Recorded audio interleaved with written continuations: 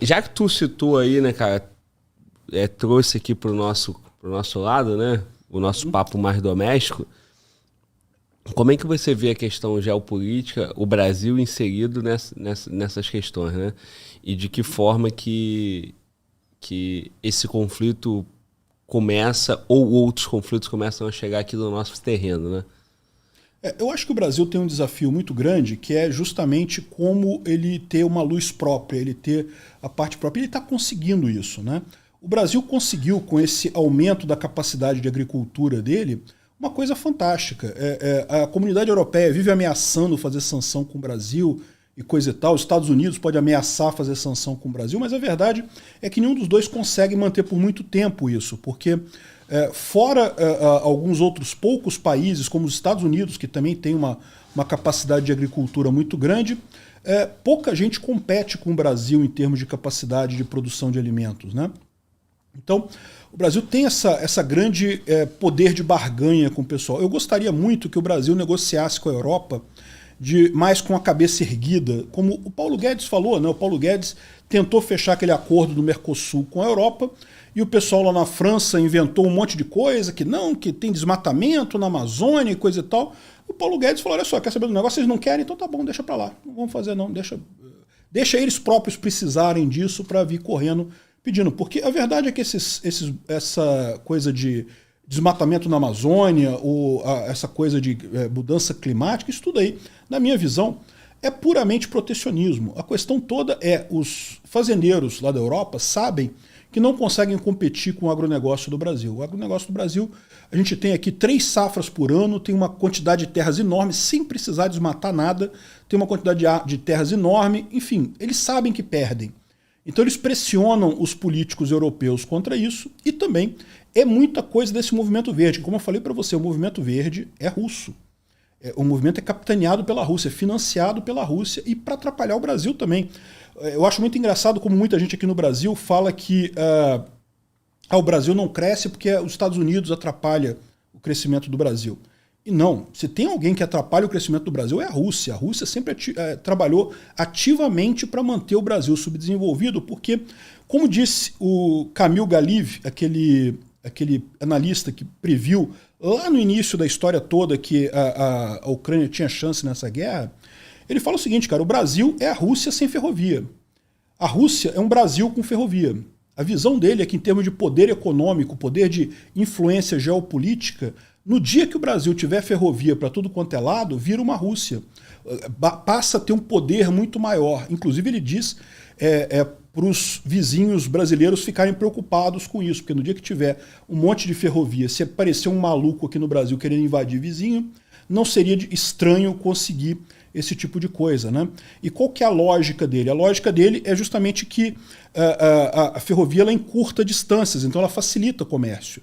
O que traz riqueza para um país é justamente a capacidade de negociar. É você poder comprar, vender, as pessoas comprando e vendendo uma das outras. Quanto mais gente estiver participando disso daí, melhor. O Brasil tem um problema que ele já explorou todo o litoral dele. O litoral do Brasil é tudo desenvolvido, mas o interior tem poucos rios navegáveis, tem pouca forma de você fazer comércio com o interior. É exatamente o mesmo problema da Rússia. A Rússia deu um salto em termos econômicos justamente com ferrovias, porque botou ferrovia naquela coisa toda lá, e a Rússia, que tem pouquíssimo litoral, não tem muito litoral lá, ela passou a ter uma importância econômica muito grande em função de ferrovias, né? Por necessidade, né? Por necessidade. Mas eles fizeram isso lá atrás. O Brasil nunca fez, o Brasil nunca conseguiu criar as ferrovias em tamanho suficiente. A gente que fala aqui não é botar uma ferrovia daqui para lá, não é uma norte-sul, coisa e tal. São centenas de ferrovias para tudo quanto é lado. Não é a linha do metrô aqui do Rio de Janeiro. Não é igual o metrô do Rio de Janeiro, que é uma linhazinha. É 1,5 linha, tu né? sai daqui, aqui, vai para lá para chegar aqui. Pois é. Enfim, eu acho que isso daí é uma coisa que a gente tem que focar, mas eu temo muito aqui no Brasil o anti-americanismo. Existe uma força muito grande aqui no Brasil. Que é o que aproxima dos que é o que aproxima desses ditadores, da Rússia, do Irã e coisa e tal. E porque vem daquela ficção de que os Estados Unidos querem invadir a Amazônia, né? E não existe isso. Os Estados Unidos não vai invadir a Amazônia, a Europa não vai invadir a Amazônia, não existe esse tipo de coisa. Essa discussão existiu no final do século XIX. Lá em 1900 e lá vai Pedrinha, teve essa discussão mesmo. Foi justamente, a gente ganhou essa discussão. Foi a criação do Estado do Acre. Havia a discussão que era o seguinte, existe um tratado internacional que diz que rios navegáveis, se eles banham mais de um país, eles são rios internacionais. Então, por exemplo, o rio Congo na África é um rio internacional, porque ele margeia vários países de forma navegável.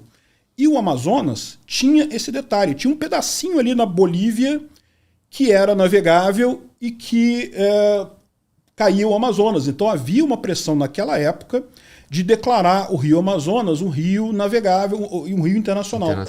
E aí, ou seja, realmente os outros países poderiam passar com barco ali, porque é um rio internacional, qualquer um pode passar. E nessa época houve essa discussão, houve essa briga, houve esse questionamento sobre a Amazônia. O Brasil tem direito mesmo à Amazônia ou não e coisa e tal.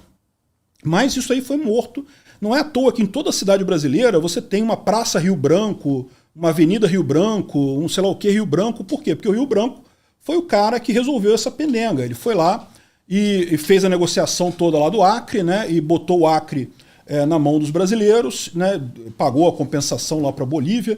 A Bolívia fica meio chateada com isso, mas a verdade é que na época a compensação foi mais do que justa, né, o pagamento que foi feito, e daí resolveu esse problema. Agora ninguém tem esse questionamento mais.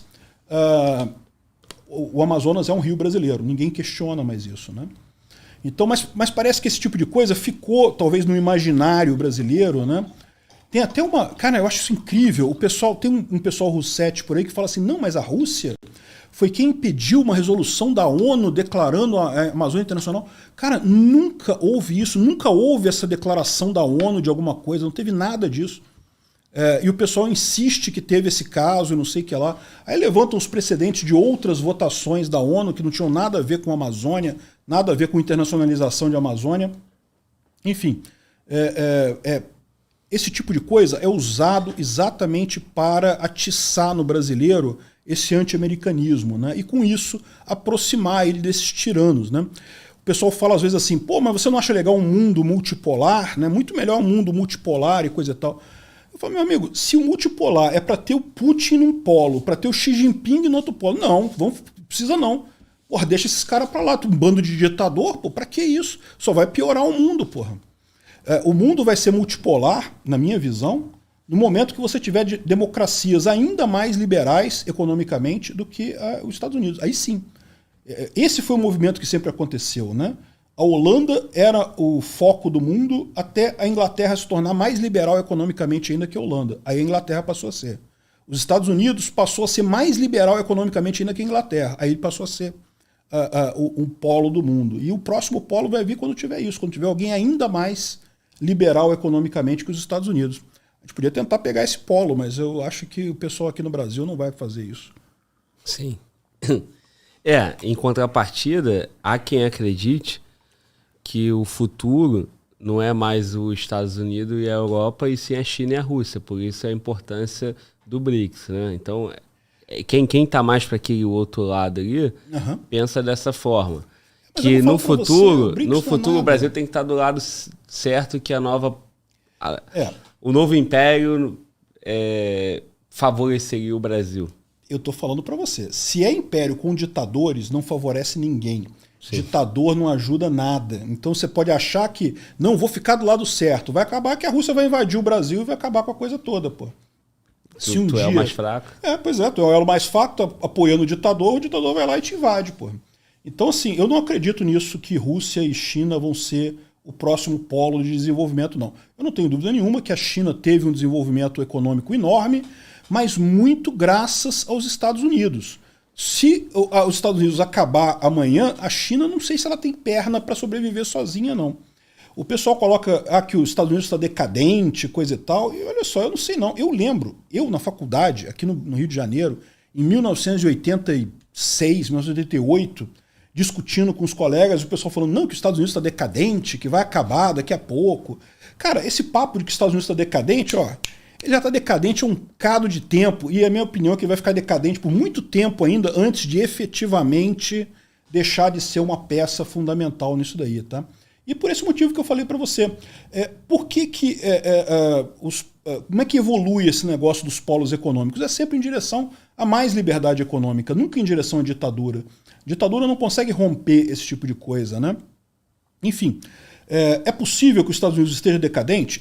O Império Romano começou a decair ali em torno de 150 depois de Cristo, foi cair totalmente 400 anos depois, ou seja, essas coisas não é rápido esse tipo de coisa, né? Enfim,